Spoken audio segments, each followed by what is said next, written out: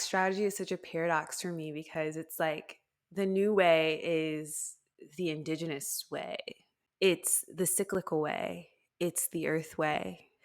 We, over time, have gotten so obsessed with linearity. It's very like Mars, hyper masculine. We're so obsessed with going from beginning to the end, from energetics to success to like start to finish. There's just like this stark linearity that is just so uninteresting. This is what happens when we make like our ego self the center of the strategic world, rather than seeing ourselves as a greater part, like a part of a greater ecosystem.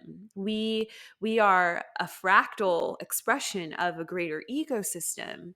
So what would happen if we came into relationship with that? What I've been really interested in recently is regenerative entrepreneurship, regenerative business. It doesn't fit the model of like, 100K in 30 days or whatever. There's no room for grace, and there's no room for things to fall apart a little bit, which we need in the creative process. We need that so that the mycelium can connect through that death and create a web of a network of information that we can begin to create more life. We need periods of resting the soil, of regeneration, of planting something new every season so we can keep the soil and the nutrients alive. What we have is beginning to end. What we have is a stark story of success. And my curiosity is, what does it look like to get low and listen, to be in relationship with data through intuition, through the body? All right, Daje. Beauty is in the tension, right? We got so much technical tension this morning. What does it mean to you that beauty lies in the tension, and why do you find that to be an important part of a creative process as the story doula? I've spent so much of my life running away from tension. I identify with Enneagram 7 in the Enneagram. And for anyone who knows what that is, it's the sacred system of numbers that helps you to make sense of yourself. And the 7 is all about like enthusiasm and joy and adventure. And I feel like having this question of what does it look like to find beauty in the tension comes from spending my whole life running away from tension because there was so much of it around me, and it was shaping me and changing me, which is the creative process.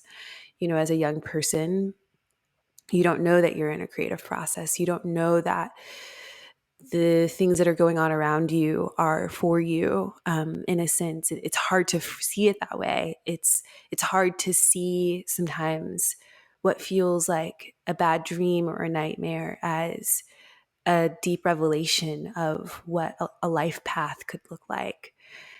So over the years, like just having this like, especially very young seeker mentality, I would escape to books. Like you would always see me with my nose in a book. You would always see me with my hands in art. You would always see me in my journal. You would always see me daydreaming. That was the child I was. And I was running away from tension. And in high school, I learned how to go into the tension.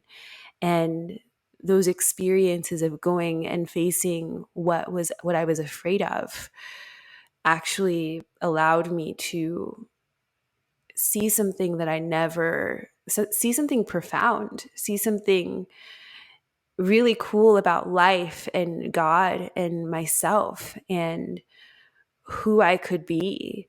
And that's like the very simple answer, I think, is just like, what led me there was tension. What led me to the beauty was the tension. I don't think I would have been able to, if I kept running away from all the things that were hard about being a person or being an artist or being a creative, I don't think that I would have evolved or grown.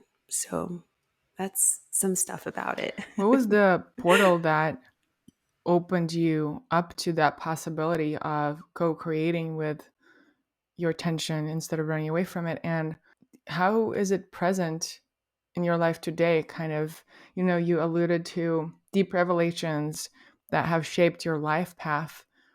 Take us into some of those revelations that want to be shared, and how they have, the places they've taken you, and how they've led you to where you are right now.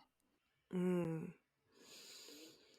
One of the stories that is really present in my conscious recently has been stories about, like, there have been so many portals, especially middle school, high school. I was just like a very deep spiritual child. Were you aware of it at the time, or did you just think you were different? I think I was aware of it. I think I was like in theology books kind of child.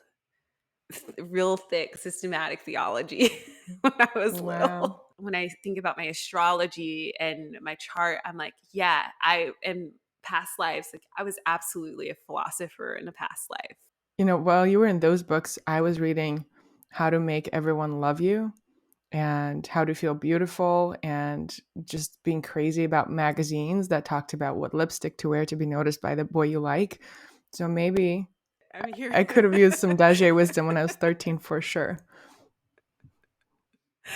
I definitely had moments where I was like feeling odd for being so deep, especially like growing up religious and going to church and like being that one kid in the Sunday school class who's like kindly, gracefully, profoundly discussing with a teacher, and then they're like slightly intimidated. That was kind of sad and and a little bit, I felt like an oddball for sure. And what I did with that is like I went to poetry. Like, poetry was kind of a portal. I experienced a really traumatic childhood, and so I when yeah, I feel like my thoughts are like all over the place, but I'm trying to pull them together in like one cohesive story. And it's like, are stories really like that? Are they really that cohesive? They're just all these like different timelines happening at once. But there's like this shard of story where I went to the library one day and I was so sad about what was going on in my home and what I was experiencing with my parents and the abuse. And I pulled this book off of the shelf that was How to Write Poetry. I think I was 11 or 12. And I took it home with me. And I just remember that first paragraph that introduced the journal to me as this like private portal of transformation, this space that no one else can see, no one else can feel, no one else can experience. It's your own space. And so I still have those journals from when I was that young, of like pouring my whole heart out into these pages. Like, I was that kid. I was so strange, but I was writing poetry about boys and pouring my heart out to God at the same time. And it was like, this was this like place where I started to become transformed, and like I started to learn what it meant to really come home to myself in some ways, but I wouldn't have ever put it in those words. And I don't think I would have ever like named that moment as diving into the tension to find the beauty until like maybe 8, 9, 10 years later, when I had the language for that. I totally hear what you're saying, how every story has so many layers and timelines. And we always have this choice of which one do I want to invite in right now, which one feels alive. And that's how I feel it too when I'm sharing anything. I know that I'm guided to bring forth through my words the timeline that is of high service for me and for everyone who's going to listen to it, because there's such unique medicine that those words unlock and the energy behind it with whichever timeline we choose. There's so many different ways to tell your own story. And sometimes you just have to feel the room. Sometimes you just have to feel the space that you're in to know what parts are relevant for me right now. Like, if you had no other healing tool, you have your own story. You have your own narrative. You have your own book that you can just look into and see what is here for me to understand about this today. And it's like, it's profound, it's simple and complex, and sometimes can be like really tender, but it's simple, it's there, it's true, it's present for you. You know, when I think about sharing my story, there's this tension between where I've been, where I am, and where I would like to go. How, in the process that you go through yourself and guide people through, why is finding this harmony or play or at least presence with your story, why is that such an important piece of the process? I think that we're always looking outward from ourselves at other people. And that's what we do as humans. That's how we learn, is we see how other people are engaging with the world. But there's a certain kind of like, there's a grace when you can root down in your own story and take total ownership. That's what I think bravery is. It's not like about being, fearless and going straight into the tension. It's about owning yourself. It's about owning your story. It's about owning where you come from. And when we can do that, we have so many more options, I think. I think Deepak Chopra calls it like self-referential and others referential in his book, The 7 Spiritual Laws of Success. And when we're others referential, we're looking to others to understand how we should be and what we should have and what we should be experiencing. And that's dissonant because no one has the same frequency as you. No one is going to carry the same medicine, the same fractal as you do. Like, you have your own. And when you try to be like the other, when you try to copy the other, there's only so far you can go.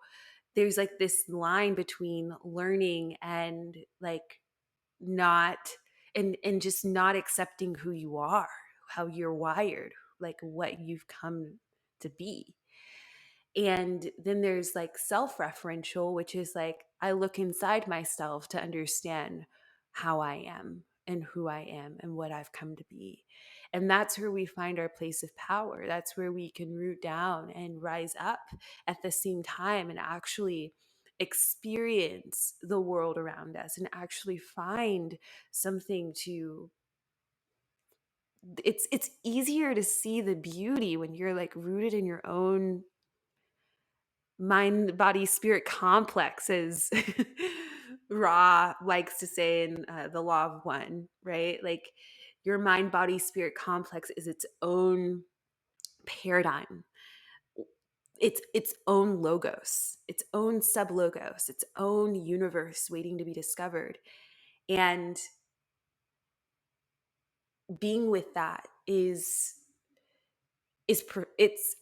profound. I don't really know.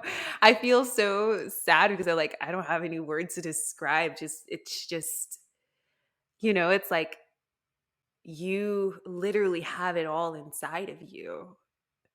And this is kind of like edgy to say in some circles, but like, you're almost like a demigod, like creating universes around you, inside of you, creating these microcosms. You're the macrocosm inside of a macrocosm. You're a microcosm inside of a macrocosm, but you're also a macrocosm to microcosms. And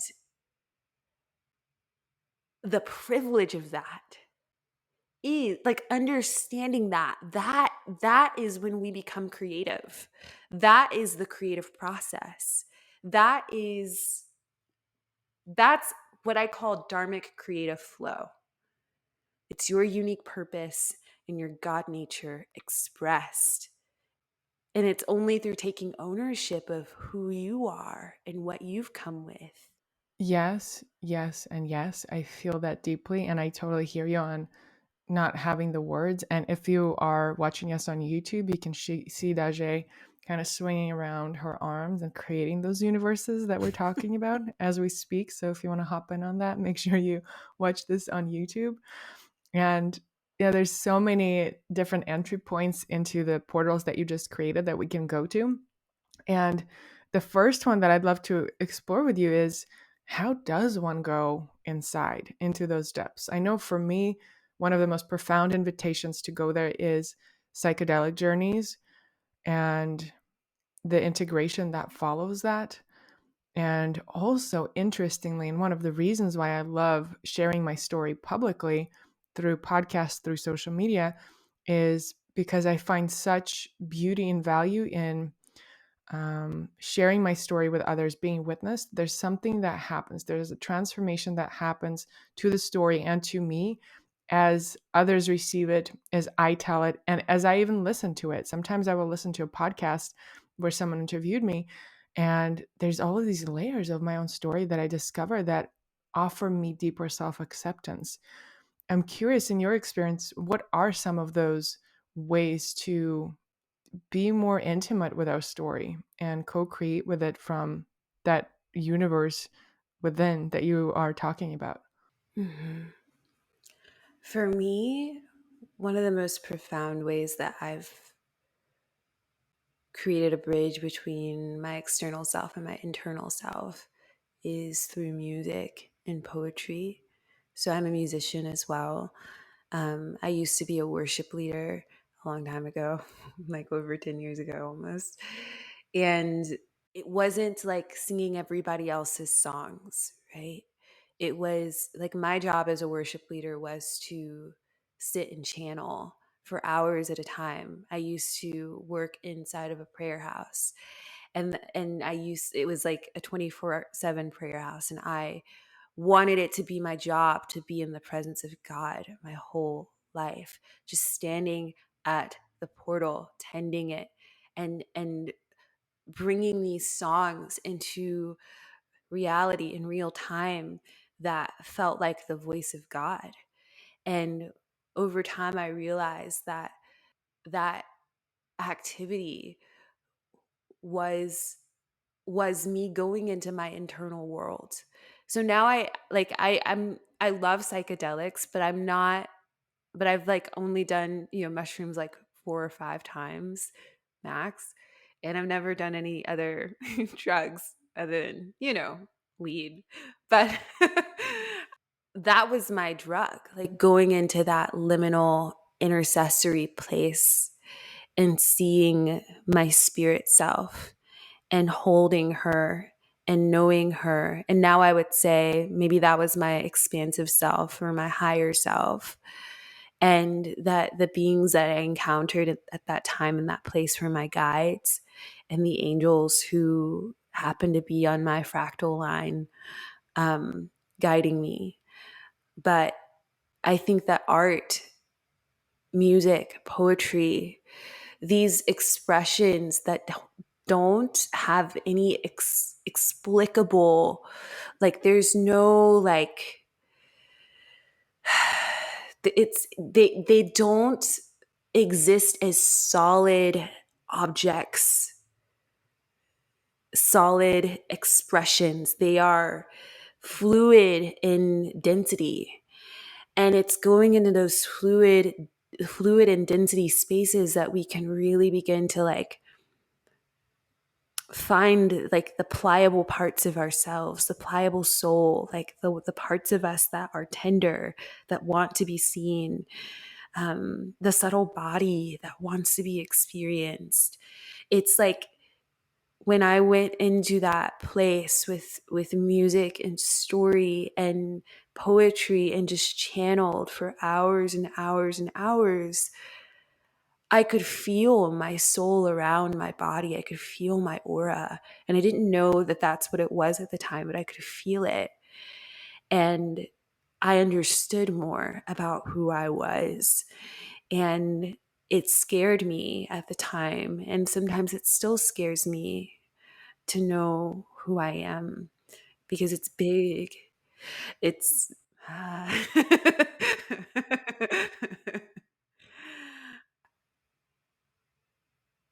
I feel like I am I am I am in everything. I am everything. I am. I am the breath. And I'm also the breath expressed through this body, this prism. And I am the creator trying to understand what it's like through me, this body, this experience, this life. I'm an expression, I'm a cosmic thought, I'm a person, and that feels like the most pure way right now that I can put words and language around who I am. Um, I've always felt that, like, I've always struggled with the titles, and like I've always struggled with my relationship with work in the past, like trying to understand what my work in the world would be as this passionate, multi-expressioned being. And I tried so many things. I put on so many hats, and I went down so many rabbit trails and holes, and picked up so many books, and now I don't really care about what I'm called anymore. I just want to express the creator in my body and in this life at this time. And that's all I've got. And that's all there is. So beautiful. As you were sharing about, I think you shared so beautifully about what art means to you and how that acts as a portal into everything.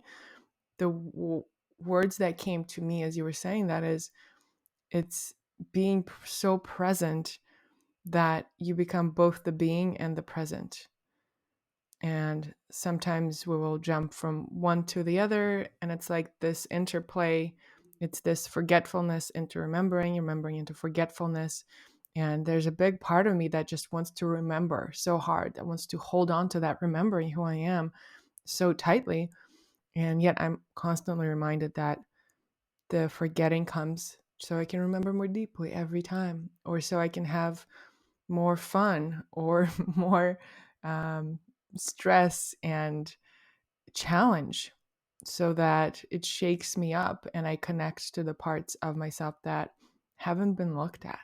That kind of reminds me of a meme that I saw the other day Love the internet. of me too. But it was a meme of a is it Terrence McKenna? Thomas McKenna? Terrence. Terrence McKenna. It was just saying, like, some people are so unfamiliar with their own souls that when they meet it, they think they come from another star system. Ooh, And it's like, goosebumps. yeah. Wait, hold on. Can we Because pause for a second? You have yes. any idea how much I think about this?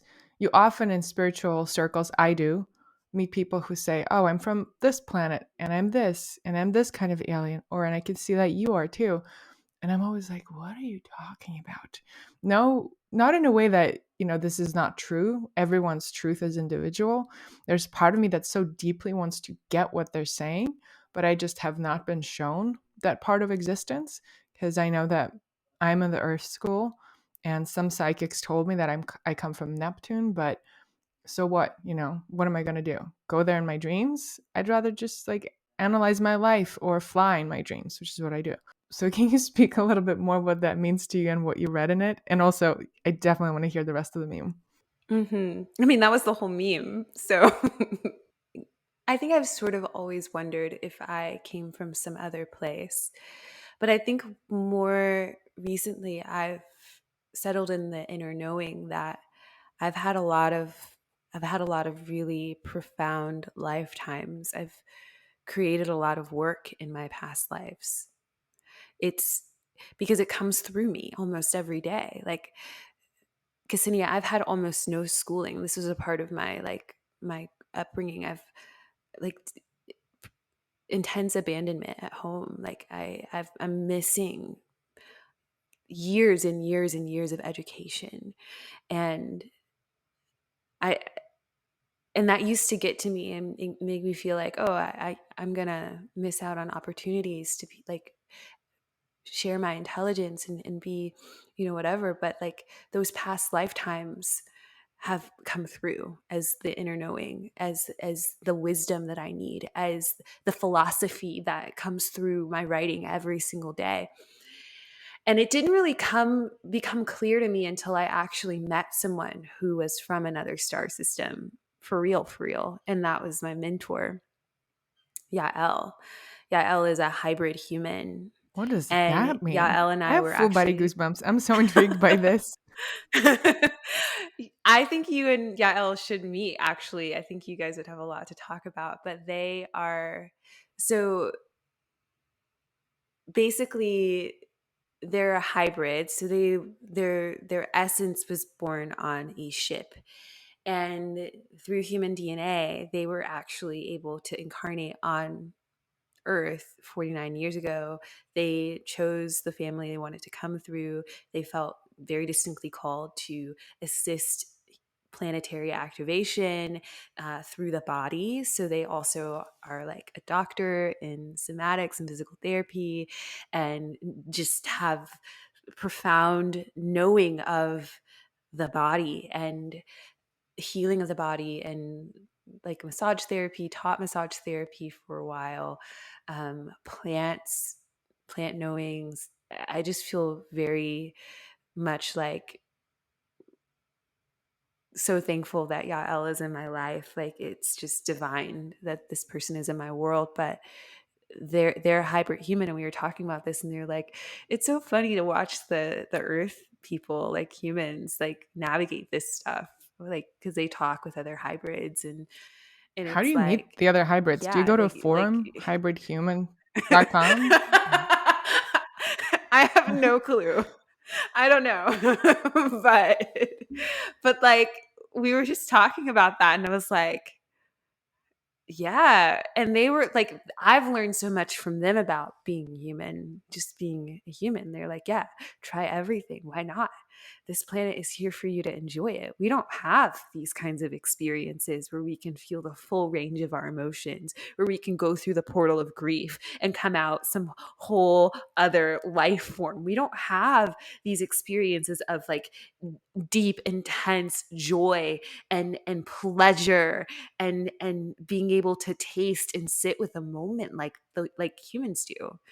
And so be with all of your experiences, feel them all in your body, feel all of that goodness, feel all of these things, and be here for what you're here for, right? Like we get so distracted by like who we were in past lives. We get so distracted about like being from another star system and that I think that that's just like extracurriculars at this point. It's like that's cool, and like now how can like use that understanding and be like, okay, I have the tools, I have the wisdom, I've been there before, and now I'm here on earth to be an expression of the creator.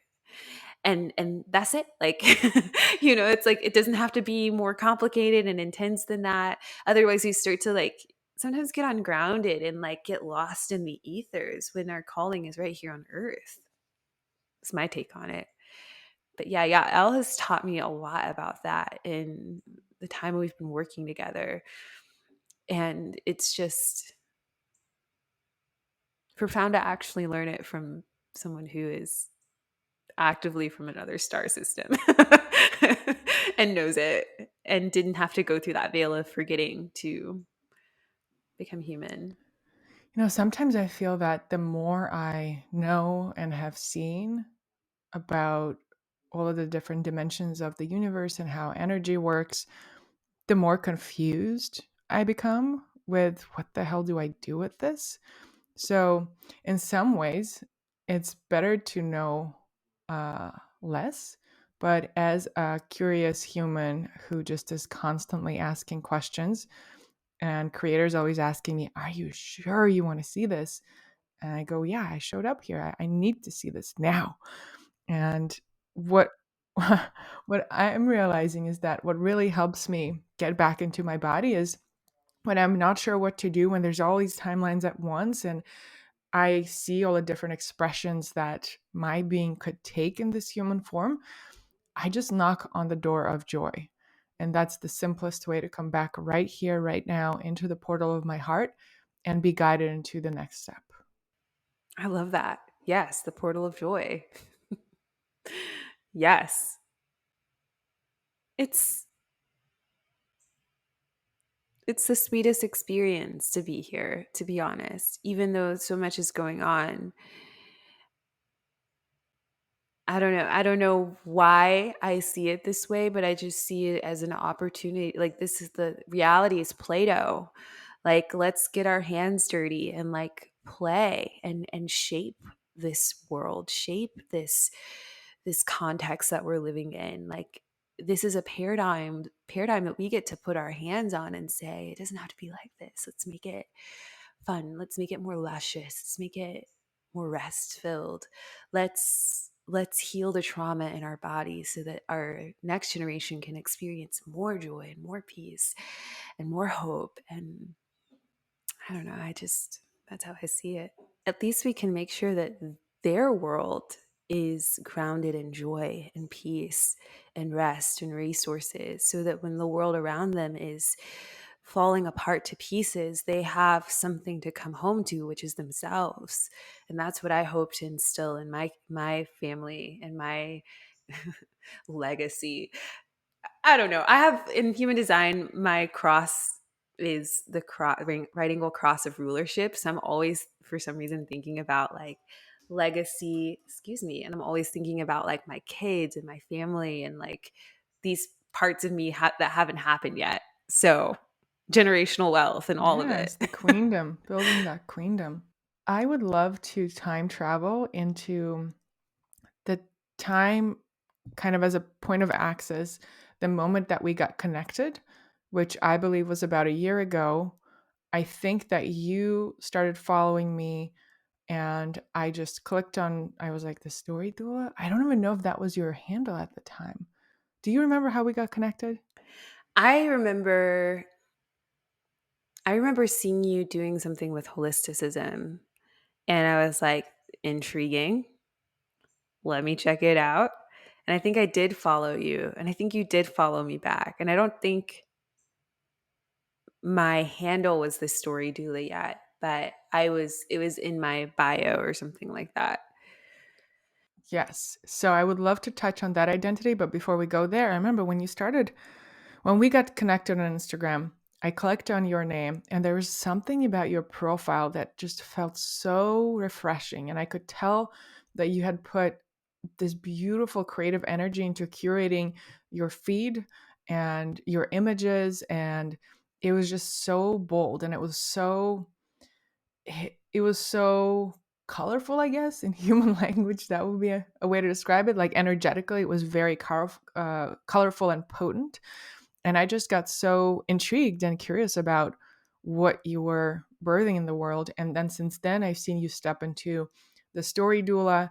And since then, I have seen so many of people in my circle comment on your work, share it on their stories, and all of these different spheres have been intersecting. So take me on that journey of when did you actually find that courage or connect to that courage and embody it to be seen in that way? Because I saw a very specific point where you said, okay, that's it. We're being seen now. We're stepping out. And then there was another layer of that when you embodied the Story Doula. So what was that journey from the inside? Yeah. So this is like two timelines converging. This is a story of two timelines converging, maybe three different timelines. There was this aspect of me since 2012, 2011, where I've just sort of been like in the communications world and marketing and design and email and all of that in my job. And then there was this other aspect of me that was just pure artist. I was like going on tour. I was writing poetry. I like published a whole poetry book at one point and like had this like, that was, and that part of me was like, profound beauty is found in the tension. It was birthed at that point, like 2013, 2014, when I was really, really, really coming out to my community as this artist that like, I just feel this calling. And another dimension of that over time was that I felt this calling toward creative. So part of me dropping out of school in college was, yeah, like some of the high school stuff, like didn't have enough of the background to feel like I could really like go through with college. And then there was the other part of it that was just like, this is not for you. Like I remember going to school every day, going to all my classes, like, not for you. You're not supposed to be here. This is not for you. And I sunk down in that prayer room and I was like, I surrender. I surrender this life path. I'm not going to try to force myself to be, you know, this academic, which I love. I am an academic. I'm just not an academic that works well in the institution. And You're an so Earth School at that academic. point, yes, I got this whole download for a school of like creativity and worship. And that was 2013. So like all of these paths were starting to converge. And I eventually forgot about that download and that dream of like, I still have it written down, but I was like, I don't know when this is going to happen. I thought it was going to be called the House of Judah. And it was just going to be this place where, people learned how to like really dive into their gifts and like worship God through their creativity. Ironically. And so, because Brave School is a thing now. And so, like, over time, like these identities were converging, and I was like kind of just working with them with grace. Like, I had, founding space, and I had like my own personal brand where I was sharing music, and then Brave School kind of came into this. And I was like, well, why am I afraid to let people see the poet in me as a strategist? Why am I afraid to let people see my soul as someone who feels called to the digital realm in so many ways? Why am I afraid to be honest about how much artfulness and spirituality play a role in this dance? Because it's not this, like, I kept running into these like misaligned situations, to say the least, of like people expecting like this stark 5-year marketing strategist. And I'm like, it doesn't work like that. Like, I've never created success for clients by working on operating on that system, that institutional, industrialized space. Like, my success with my projects, with the strategist, with helping people really birth narratives into the culture is really what I felt like I was doing. I was like really like standing at the gap, standing at the portal, still tending that portal that I was talking about earlier. But the context was different, right? Like, so still tending that portal with people and helping them birth literal new realities, new solutions. As a designer, I was interested in that. Design thinking, yes, let's birth new solutions, new concepts, new stories. Let's rewrite the code. That's what I felt like I was doing. And that doesn't fit neatly in these fractured identities of brand strategist, marketing strategist, social media manager, but also songwriter and poet. And so the story doula became this really cohesive way for me to hold these nuances of my work in the world, because it's not just marketing. It's not just strategy, and it's not just poetry, and it's not just healing work. It's tending to the portal of our work in the world. It's standing at the intersection between already and not yet, and walking with people as they birth stories, birth literal new paradigms into the culture. A lot of people don't think that when they start a project, that's what they're doing. Ideas come to us. Like, this is something I was talking about in Brave School yesterday, of like, we think that we are the center of the thing that we're creating. Like, we think as the founders, and this is easy to do because this is the culture, that it revolves around what we feel and what we think and what we want and what we desire. And I think all of those things are a part of it. But really, it's the idea, it's the concept that sits at the center of the ecosystem. And that concept is the manifestation of a prayer from the collective. Some prayer, some voice, some word, some desire, some want, some need that found its way out from the collective into the liminal, into the imaginal realm. What we do as creatives is we take these ideas and we bring them into our own sphere, our own macro verse, and we begin to birth them into micro universes, micro like cosms of ideas. And the work is about learning how to listen to that, and to surrender to the seed and what it wants to become, and the forests that it's here to birth, and the gardens that it's here to nourish. And that's part of the doula work. It's like helping the mother really know how to like be this like vessel for life force to come through.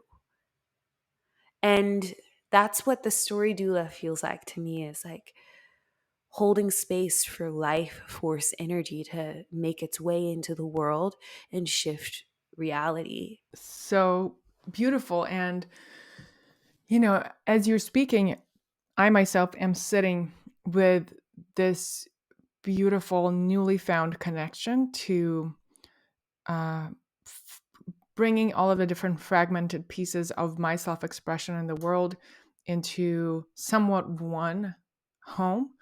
And the thing that I'm realizing has stopped me quite a bit, and that I see in so many others, is that saying yes to being this vessel to life force often can seem to our brain like it is all about us, like you said, like it's being selfish. Oh, it's all about me.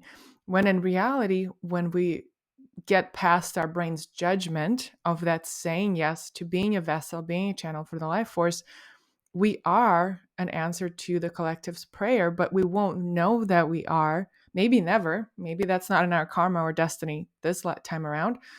But it's this blind trust into saying yes to what's meant to come through us, whether we understand it or not, whether our brain likes it or not, because we didn't come here for it to be easy. We came here to fully embody creation in this human vessel that we are in now, in this moment. And that's all we've got. Yes. I think you spoke right into the heart of it. The way that I perceive it, there's a certain frequency that arises and takes up the space when we say yes to creation. And I feel that I can pick it up in people's websites, social media profiles.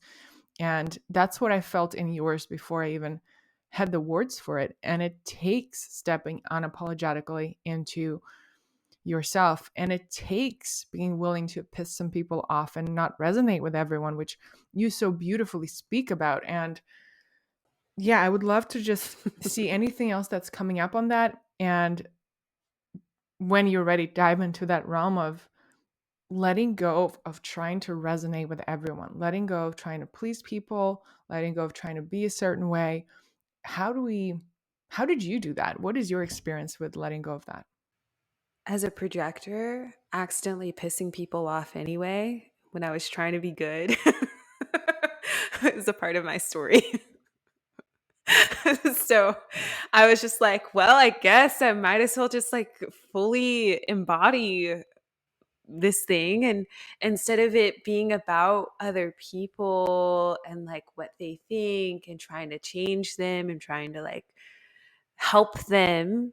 This is kind of has been a fascinating experience for me. Instead of trying to be someone who helps other people, why don't I just trust that what is coming out of me is going to help them, and just put it on the table, and if they want it, they can pick it up, and if they don't like it, they can leave. They don't have to eat it. They don't have to drink it. They don't have to be a part of it. They can just be like, "Oh, I don't like Brussels sprouts." And I can be like, "Okay, cool." You don't have to eat the Brussels sprouts. But I'm still going to make Brussels sprouts because I really like them. And that's kind of how I treat my creative process, is like, I'm just going to like be in submission to what is coming out of me right now and what wants to be birthed it through me right now, and listening and just yielding to just what my soul is picking up and has to say, and even sometimes like what my guides want to say through me. um One of my guides, one of my ancestors, she shows up in a lot of people's readings of me. um Indigenous ancestor, Mississippi native, and you can tell she's just like very like royal, like very like, I don't even know if it's like royal, but just like in charge and very guardian and very like takes no bullshit. And she just like, sometimes if I can feel that like I'm channeling that, like I'm just gonna go straight into it and I'm not gonna dance around. I'm not I'm not gonna dance around discomfort. I'm just gonna say what's real. And if it resonates, cool. I used to think, this is also another dimension. It's like I used to think that I was just like, and I think I still am very, very soft, like very tender person, very sensitive person.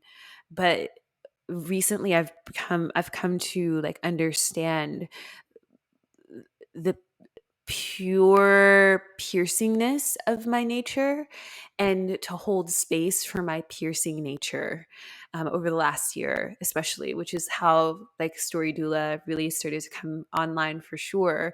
It's like I just really started to like own that I am piercing. I pierce through noise, and it feels difficult for some people, and I try to hold that with grace. But I learned recently, like holding back, there's a difference between like waiting to be invited and then just like holding back my essence, right? So sometimes I don't even have to say anything. I just walk in the room and like I can feel people adjusting.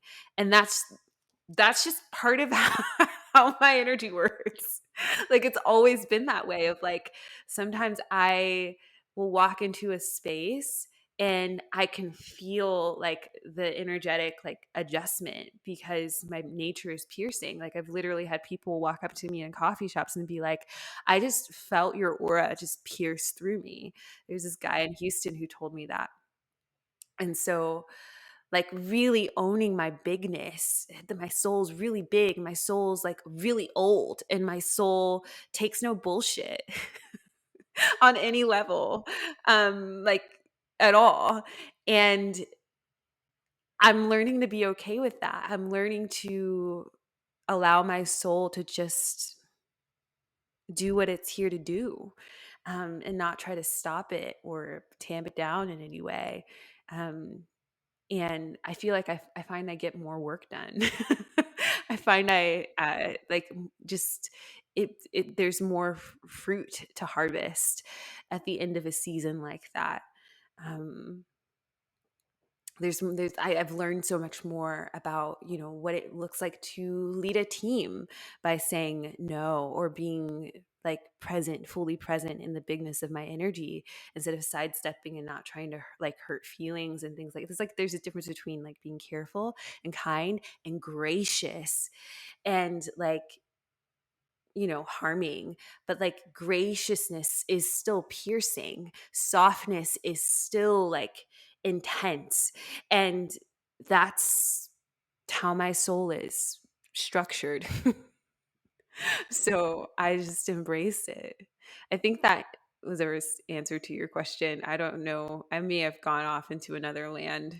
I I don't don't know. remember what it was, but something that I am called to share that feels uncomfortable to share, but it needs to be shared to be transmuted, is that there have been so many times, Daje, where I open up Instagram after like a beautiful walk in nature where I receive all of these downloads and I write them down in my journal, and they feel so alive and so profound in me. And I think to myself, okay, my life has changed. This realization is everything. This is how everything's going to be now. And then that same day, I would open up Instagram and you would come up and it would speak exactly to that thing I just experienced. At some point, I had to mute your account on all of my accounts Oh my because I was feeling God. like, what is going on here? Are we like, do we have the same ancestors? Are we tapping into the same field? What's going on? But there was a fear of, if I decided to share it as well, is it going to look like I got it from you? So I'd rather not be impacted by what you're sharing at all. And yet, the deeper part of me that knows that nothing belongs to anyone anyway, knows that you just had put into words and even deepened the invitation of what I was experiencing. So it's this manifestation of those collective prayers that you were talking about. Hmm.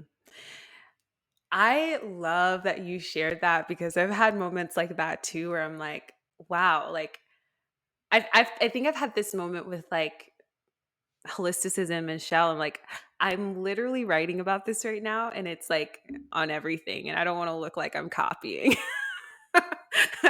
And I'm just like, can we embrace the fact that like some of us are tapped in on a very fractal, like we're kind of hanging out in the same fractal chord, and like that resonance is like sparking, and it's getting bigger and bigger and bigger. And I wonder what it would look like for us to like lean into it, and just amplify that resound. Like, obviously, like it's a medicine that the culture needs. And I almost see, like, I'm just getting chills thinking about it. It's like you have like the shape that I'm seeing in my mind is like this cone that is going downward, and then you have all of these guardians that are standing around this cone, and they're all looking in very different directions, and they're all speaking and amplifying what is like coming through this vortex.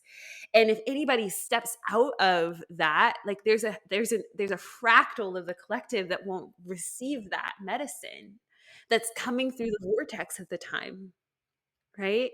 And so, yeah, what does it look like to lean into that together? Yeah, the way that I see it, if we're different fractals on that portal, I see that spark bouncing around from one to the other, lighting each one of the messengers up. And you're right, if one of the messengers says no, part of the medicine is not being delivered. And what would it take for us to be okay with that? I think what it would take is really allowing ourselves to go beyond brands and strategies, which is yes. And I know you've spoken so beautifully. This was one of those things that you've spoken about that I was like, wait, I literally just spoke about this with my mentor and wrote this down in my journal. How is this possible?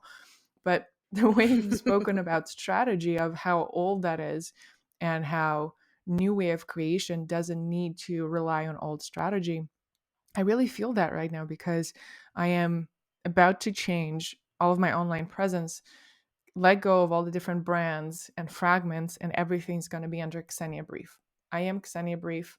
Whatever feels alive and what's meant to come through me is not defined by labels. Let's have the conversation. This conversation is already within that new container, and I'm not calling it a rebrand.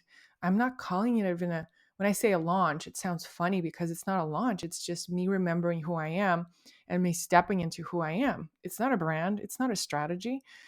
So talk to me about strategy and what is the new way? Yeah. It's such a paradox. Strategy is such a paradox for me because it's like the new way is the indigenous way. It's the cyclical way. It's the earth way. We over time have gotten so obsessed with linearity. It's very like Mars hyper masculine way of viewing strategy of going from beginning to the end. I was literally just writing about this. Like we're so obsessed with going from beginning to the end, from energetics to success to like start to finish, from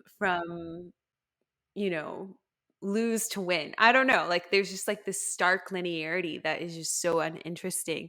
And this is what happens when we make this is what happens when we make like our ego self the center of the strategic world rather than seeing ourselves as a greater part, like a part of a greater ecosystem.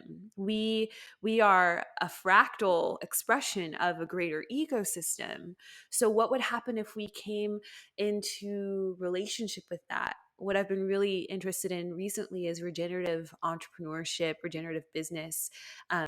Carol Sanford's work, who she learned. It's so funny because when I ran into like her medicine, I learned that she learned this from her Iroquois grandfather, regenerative, like this concept of regenerative business. And I learned like I had different language for it, fertile frameworks, cyclical strategics, like just trying to put language around what literally was coming through my dreams about what strategy could be, and feeling really shy about bringing this to the culture because like it doesn't fit the model of like, 100K in 30 days or whatever. Like it doesn't fit that model. Right.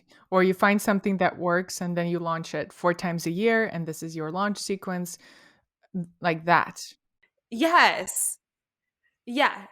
And in that sequence there's no room for grace, and there's no room for things to fall apart a little bit, which we need in the creative process. We need refractory periods. We need periods of pause and rest and regeneration. We need that so that the mycelium can connect through that death and create a network of information that we can begin to create more life. Like we need that in the soil of the marketplace.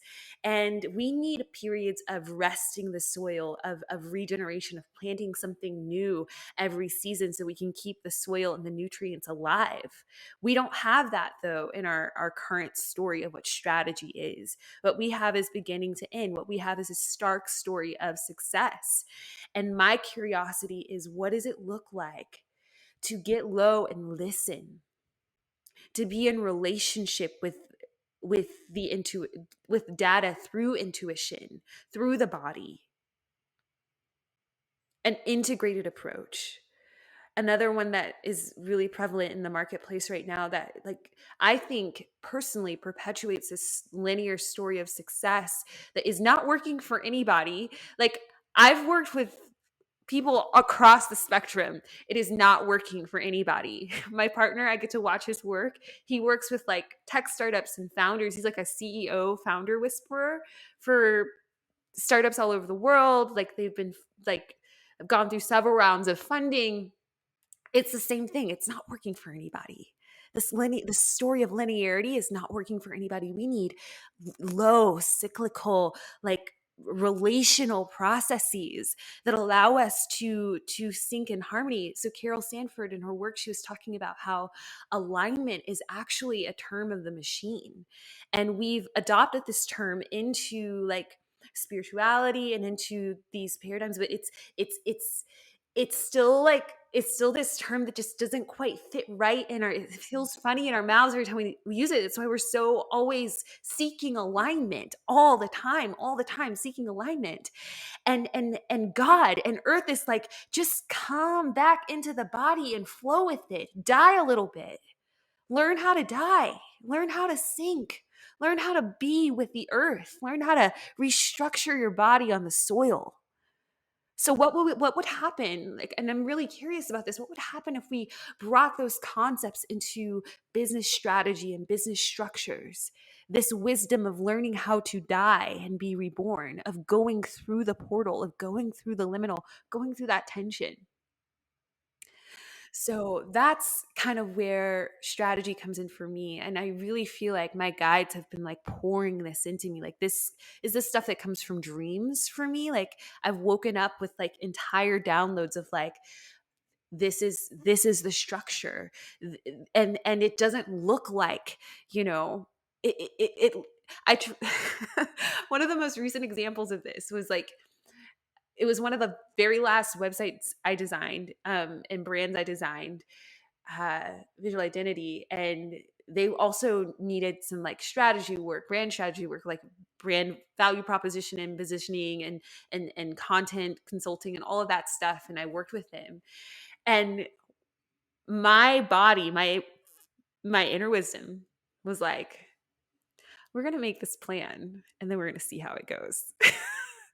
So I like leaned into the linearity with them, because these are all men, you know, this like masculine structure. And then by week 3, when it came down to the market research piece, which is like true listening, like getting low and listening, there's like a lot of fractal wisdom in what we call market research, getting curious about our relationships to the ecosystem, our relationships to the communities that we're building. And it all started to fall apart a little bit because soul work wanted to be done. And there was like this like invitation to these founders to like really step into new versions of themselves and really take ownership of their own relationship with each other, and take time to like really connect and reform and rebuild, and to like to begin to use that value proposition as a place to not push an agenda, but rather to have a value to check the nervous system of the business back onto, right? To what's the word?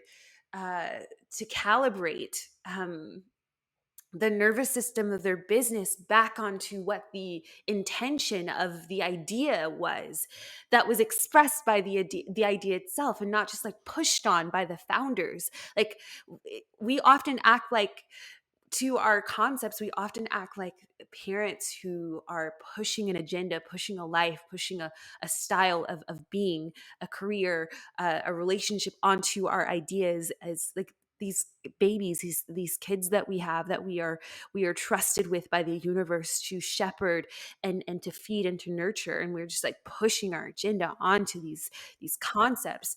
And they're like, no, no, no, no, no, I don't want to be that. I don't want to be that. I don't want to be that. Like, that's not what I'm here for. And then we get surprised when the idea just ups and leaves. It all fails. It all falls apart because we weren't nurturing that, what it wanted to be. We weren't accepting what it wanted to be, or we weren't accepting our role as parents of concepts, to really step in and take ownership of who we are and our essence, and holding containment as founders for ideas to really thrive and become what they want to be. um so there's just like, for me, strategy is like, is like the wisdom of is fractal wisdom.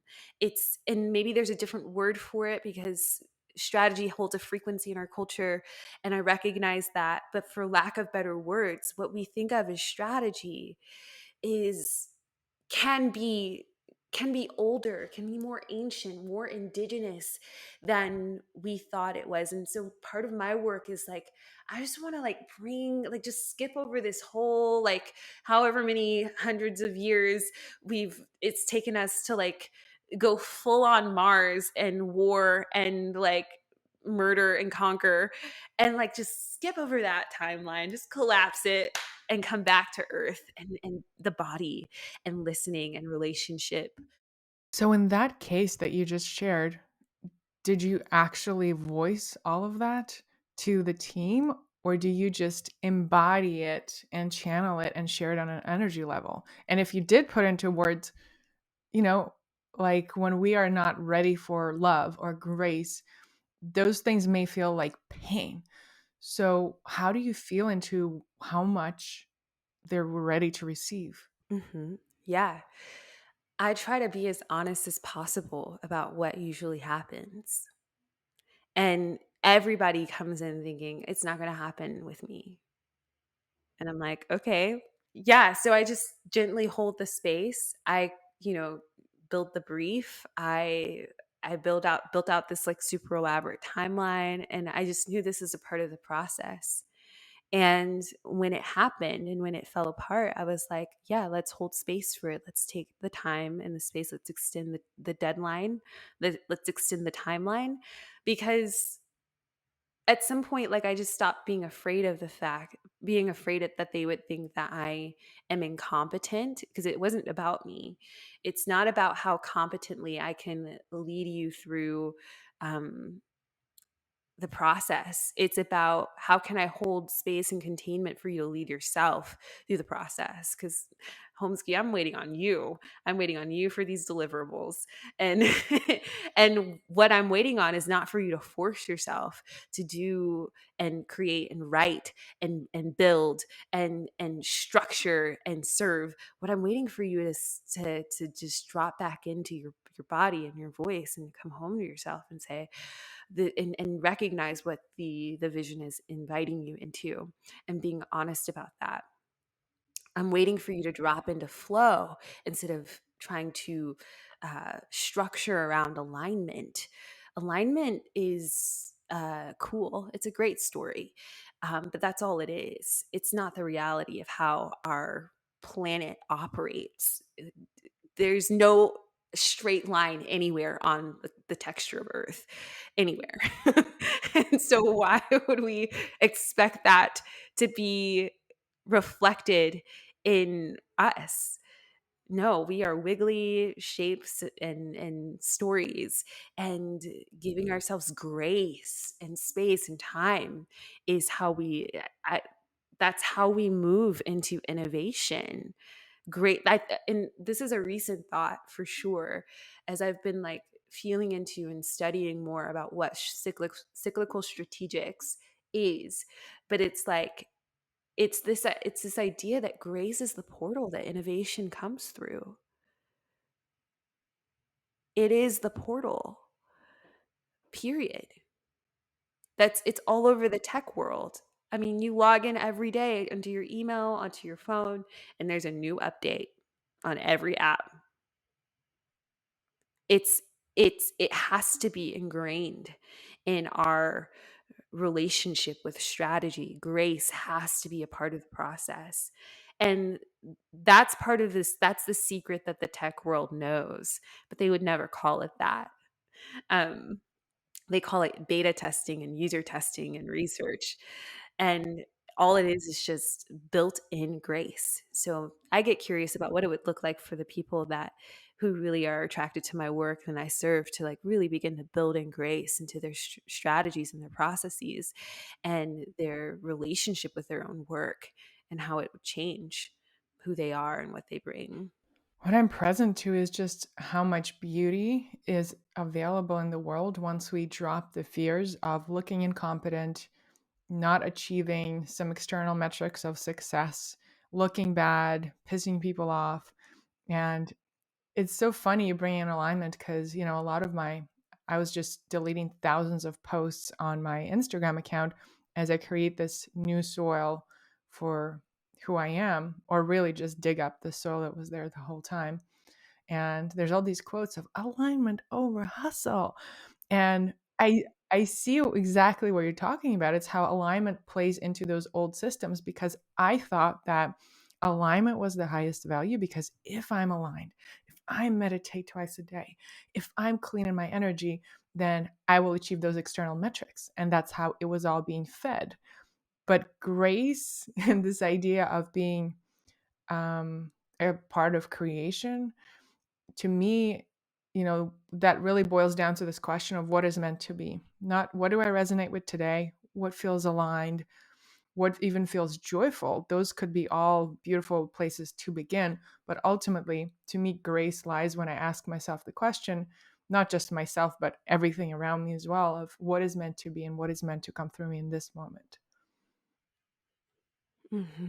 Yes. Yeah. The other beautiful example that I want to bring in, you shared about how stepping into grace plays into with working with a team in the consulting work, and in your role as a teacher. Something I saw you do so beautifully that reminded me that I can do that too, is this invitation to take breaks. Even when we are teachers, even when we are leaders, some periods, some cycles will require us to just be hidden and be inside and do our own work. And I used to have all these stories that if I'm not teaching, if I haven't launched a program or done all this public consulting work for some time, then I lose my relevance and people don't think of me as this thought leader. But you know you phrased it so beautifully of how nourishing and important and vital it is to honor those cycles as a teacher, as a leader. Absolutely. Something I was thinking about last night relating to this is like, we think that cyclicality is strictly a feminine concept, but it's not. Masculinity is cyclical too. And what I was thinking about and feeling into is that some of us don't know how to die a warrior's death. Some of us don't know how to put the sword down quickly. Some of us don't know how to surrender the man and become the animal. Some of us don't know how to sit under the moon and be the animal and be the grief and sink into that big anger, violent vibe that sometimes comes with taking a break. And we want we want to, like, masculine cyclicality is tending the portal too of death. I brought up the concept of the warrior in Brave School, I think a little too early in the season in the summer. And people were like, no, I don't resonate with the warrior. I'm like, well, spirit, what do you think? Like, I felt led to bring this concept through, and people were like, no. And I think they were the least attended sessions inside of our program ever since the membership has been open, of like, surrendering to identity death, ego death, trusting yourself to be held through that experience by God, becoming the new man. Men have daily cycles. They have very quick refractory periods over and over and over again. Their moon cycles happen every day. And we have that in us to lean into that ability to recoup. This is why the tech world they have no problem with making mistakes. This is why dudes have no problem with being seen as total jerks. I mean, maybe not. I mean, it could be more complex than this, but honestly, I think the fractal wisdom in it is that that's probably why they don't have a problem with it. They get over it really quickly because they see through, they see like all the way to like that portal. It's like this, they see the bigger picture. I feel like what I'm learning right now, and there's probably more to this that will come through later, and I'm holding space for that. And I could probably be totally wrong right now, and I'm okay with that too. But I think that for me right now, the medicine of masculine cyclicality, which is really what we're talking about here, especially in business, is surrendering to death. This was your Friday edition of Earth School Worship with Daje James. Tune in next Friday.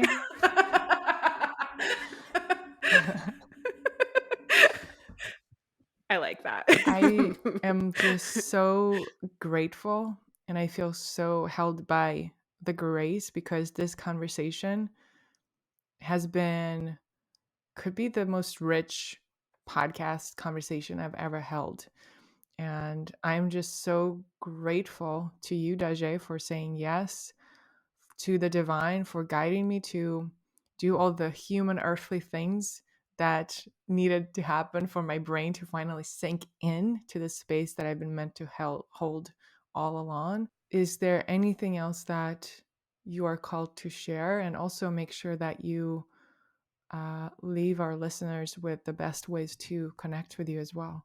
I don't have anything else that I want to share, I guess, right now, but feel free to follow me on the Story Doula. I'm always up to something over there on Instagram. Beautiful. Blessings, earth beings and hybrids too. We love you all.